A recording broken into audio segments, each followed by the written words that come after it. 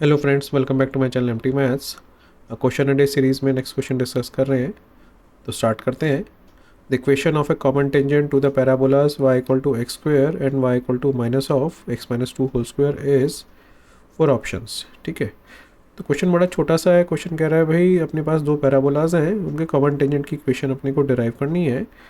तो generally students y square equal to 4ax के tangents की इक्वेशन लर्न करते हैं पैरामीट्रिक फॉर्म में या स्लोप फॉर्म में, और ये जो दो पैराबोलाज हैं Y square equal to 4ax की फॉर्म में, दोनों में से कोई भी पैराबोला नहीं है। ठीक है, तो या तो रिजल्ट्स याद कर रखे हो x square equal to 4ay वाले पैराबोला के, तो अच्छी बात है।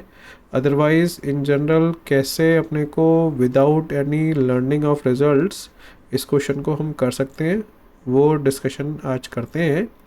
तो इसके ऊपर हम आज वर्क करेंगे एक ऐसे मेथड पे जो कि कोर मेथड है किसी भी 2 डिग्री कर्व और लाइन को आपस में टच कराने का। 2 डिग्री कर्व का मतलब हो गया जो 2 डायमेंशनल ज्योमेट्री में 11th में हम कर्व्स पढ़ते हैं, चाहे वो पैराबोला हो, चाहे एलिप्स हो, चाहे हाइपरबोला हो। तो ये सारे 2 डिग्री कर्व्स हैं। सर्कल को मैं इसलिए नहीं बोल रहा हूँ क्योंकि सर्कल में कंडीशन ऑफ टेंजेंसी बड़ी आसान होती है। सेंटर से परपेंडिकुलर डिस्टेंस रेडियस के इक्वेट कराना होता है, उसी को हम कंडीशन ऑफ टेंजेंसी बोलते हैं।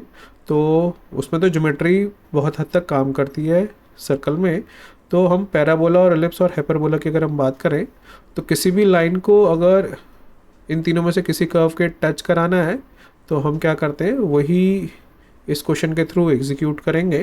तो अगर वो चीज़ आती है तो तुम किसी भी क्वेश्चन को अटेम्प्ट कर सकते हो, मगर मेरा सजेशन ये रहेगा कि स्टैंडर्ड जितने भी कर्व्स हैं उनके टेंजेंट की इक्वेशन लर्न करो, खास करके एलिप्स और हाइपरबोला की स्लोप फॉर्म में तो बिल्कुल याद होनी चाहिए टेंजेंट की इक्वेशंस, क्योंकि उससे क्वेश्चन बड़ी जल्दी से सॉल्व होता है। पर पैराबोला में तो 4 स्टैंडर्ड पैराबोलाज हैं, इसकी वजह से Y square equal to 4ax पे ही अगर स्ट्रेस कर रहे हो तो अच्छा रहता है। और बाकी अगर क्वेश्चन आ जाता है बाकी पैराबोला के ऊपर तो ऑन द स्पॉट कर सकते हो। तो वही तरीका सिखा रहा हूँ कि कैसे हम ऑन द स्पॉट बिना रिजल्ट लर्न करें बाकी पैराबोलास के लिए क्वेश्चन को कैसे अटेम्प्ट कर सकते हैं। ठीक है, तो हम क्या करते हैं, एक लाइन मान लेते हैं स्लोप इंटरसेप्ट फॉर्म में y equal to mx plus C, और इसको हमें कॉमन टेंजेंट बनाना है। ठीक है, इसको हमें कॉमन टेंजेंट मैथमेटिकली बनाना है। ठीक है, तो अपने पास दो पैराबोलास हैं y equal to x square और y equal to minus of x minus two square. तो मैं एक एक करके इस लाइन को इन दोनों कर्व्स के साथ टेंजेंट बनाऊंगा। उसके लिए m और c की वैल्यू क्या होगी वो निकालने की कोशिश करेंगे। ठीक है, तो पहले y equal to x square पर वर्क करते हैं। तो मैंने अभी जैसे बताया कि मैं क्या करूँगा, इसको इसके साथ करूँगा सॉल्व। ठीक है, सॉल्व करने का मतलब हो गया ये y equal to M x plus C ऊपर वाले कर्व में डाल दूंगा, तो ये बन जाएगा m x plus c equal to x square. ठीक है, सॉल्व करने का मतलब क्या है, हमने इन दोनों कर्व्स के इंटरसेक्शन पॉइंट्स निकालने पे वर्क कर रहे हैं। ठीक है, तो ये एक्स में क्वाड्रेटिक बन गई है। एक्स में क्वाड्रेटिक बनने का मतलब हो गया कि इन दोनों कर्व्स के इंटरसेक्शन पॉइंट के एक्स कोऑर्डिनेट में क्वाड्रेटिक है। ठीक है, और सपोज ये कर्व ऐसा है तो मेरे को लाइन कुछ ऐसी बनानी है, ऐसे टेंजेंट बन जाए, इसको टच करके निकल जाए। तो ये जो इंटरसेक्शन पॉइंट है ये, इसको हम पॉइंट ऑफ कांटेक्ट कहते हैं। तो ये एक सिंगल ही पॉइंट होता है। तो ये कई स्टूडेंट्स बोल देते हैं भाई इस इक्वेशन के एक रियल रूट आ जाए, एक इमेजिनरी रूट आ जाए। वो तो भाई पॉसिबल नहीं है, या तो दोनों रियल रूट होंगे या दोनों इमेजिनरी होंगे। तो हम बोलते हैं भाई अगर अपने को डायग्राम ऐसा चाहिए तो इस क्वाड्रेटिक के रियल एंड इक्वल रूट्स आ जाए। तो रियल एंड इक्वल रूट्स के लिए कंडीशन क्या होती है, D0। तो इसी को बोलते हैं कंडीशन फॉर टेंजेंसी। भाई दोनों कर्व्स को हमने सॉल्व किया, ऐसे ही तीनों कर्व्स में कंडीशन फॉर टेंजेंसी डिराइव करी जाती है, चाहे वो पैराबोला हो, एलिप्स हो, हाइपरबोला हो। ऐसे ही हम डिराइव करते हैं सारी कंडीशन ऑफ टेंजेंसी एलिप्स और हाइपरबोला। इवन पैराबोला में भी y square equal to 4ax के लिए याद कर लेना, c इक्वल टू a/m आता है पैराबोला में, और एलिप्स में भी याद कर लेना, c आता है plus minus root a square m square plus b square. Hyperbola में माइनस बी स्क्वायर बनता है। बस ठीक है, मैंने बोल दिया ओरली। ठीक है, याद करना ज़रूर, बड़े काम की चीज़ है। तो कंडीशन फॉर टेंजेंसी, ठीक है, वहाँ डिराइव मत करने बैठना क्योंकि वो लेंदी कर्व्स होते हैं। तो D0 कर देंगे तो डायग्राम कुछ ऐसा बन जाएगा। D0 करने का मतलब हो गया, ये बन गया m square plus 4c is equal to 0, तो c की वैल्यू आ जाएगी -m²/4। ठीक है, ये c की वैल्यू उठाकर मैं यहाँ पे डाल दूंगा, तो ये लाइन इसका टेंजेंट बन जाएगा for different values of m। इस बात का क्या मतलब है अभी समझाता हूँ। तो ये कुछ ऐसे बन गया। ठीक है, इसको हम बोलेंगे इस tangent of y equal to x square for different values of m। इसका मतलब है कि इसके अंदर अगर हम m की वैल्यू डालना स्टार्ट कर दें 0, 1, 2, 3, 0.5, 0.2, मतलब कुछ भी वैल्यू डालें m की, उस पर्टिकुलर स्लोप का मेरे को टेंजेंट मिल जाएगा इस पर्टिकुलर कर्व पे। ठीक है भाई, मैंने टेंजेंट ऐसे भी बना सकता था, ऐसे भी बना सकता था, कैसे बना लो, सबकी अलग अलग स्लोप्स है।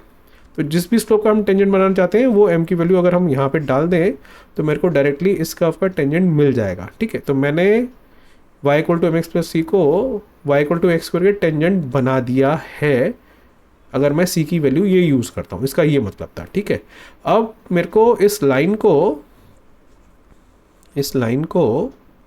इस सेकेंड पैराबोला का भी टेंजेंट बनाना है, तभी तो ct बनेगा, तो इसका टेंजेंट बनाना है।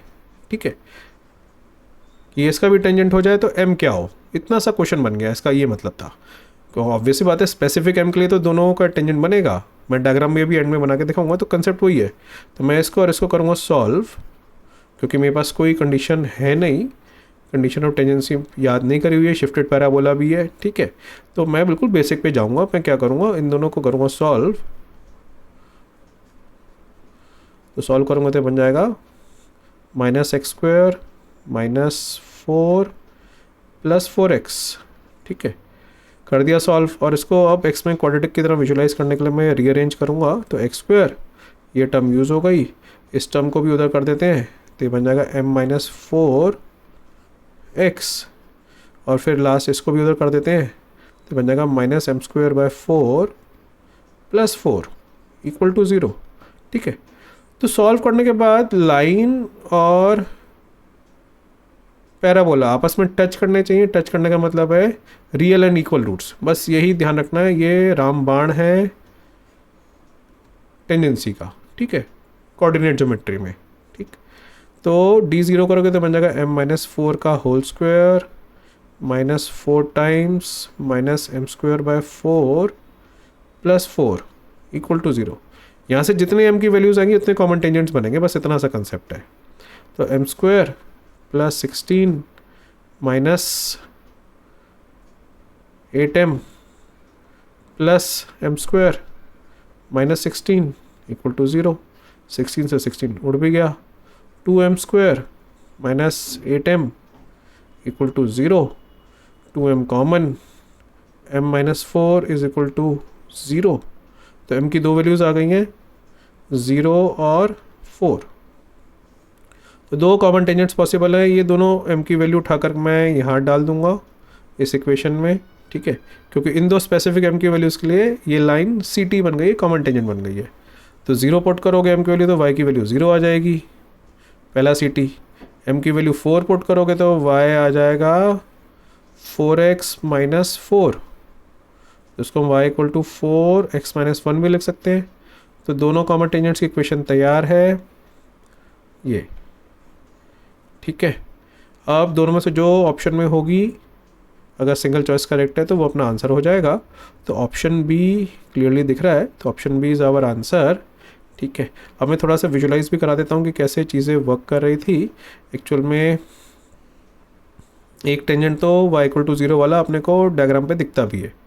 तो पहला पैराबोला है एक्चुअल में ऐसा, अगर हम बनाएं कोऑर्डिनेट एक्सिस ले करके, तो y इक्वल टू x² ऐसे है, और y इक्वल टू -x - 2² कैसा बनेगा, 2 यूनिट शिफ्टेड। ठीक है, तो कुछ वो ऐसा बन रहा होगा। ठीक है, ये पॉइंट होगा 2,0 का। ठीक है, तो ये पैराबोला क्या है, y इक्वल टू -(x - 2) का स्क्वायर। ठीक, माइनस साइन की वजह से डाउनवर्ड बन रहा है। ठीक, और दिख ही रहा है क्लियरली, देखोगे ध्यान से, मैं ब्लू कलर से मार्क करता हूँ, x axis is one of the common tangent. Diagram पे दिख रही थी, तभी ऑप्शन में लिखा ही नहीं इसने, क्योंकि ये तो बट ऑब्वियस से था y इक्वल टू 0। ठीक है, और दूसरा तो निकालने के लिए अपने को ये जो तरीका ऊपर सिखाया वो करना ही पड़ेगा। वो एक्चुअल में कुछ ऐसी सीटी बन रही होगी, ऐसे रफ़ है, ज़्यादा टेंशन मत लेना। इसकी स्लोप 4 वाला सीटी है ये, ठीक है। इंक्लिनेशन की टेंशन मत लेना, थोड़ा सा रफ़ ही होता है ये, ठीक है।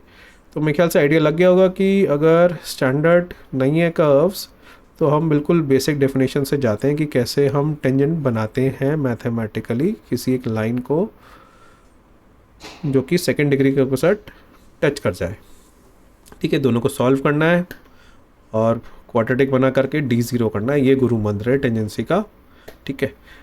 एलिप्स और हाइपरबोला के लिए कंडीशन ऑफ टेंजेंसी लर्न कर लेना। Even y square equal to 4ax के लिए भी लर्न होनी चाहिए। y equal to mx plus a/m होता है टेंजेंट, जो कि इस केस में वर्क नहीं कर रहा था, कारण उस फॉर्म में था ही नहीं, ठीक है। तो आई होप समझ आ गया होगा प्रोसीजर पूरा का पूरा। तो वीडियो को यहीं एंड करता हूँ। Thanks very much for watching, have a nice day.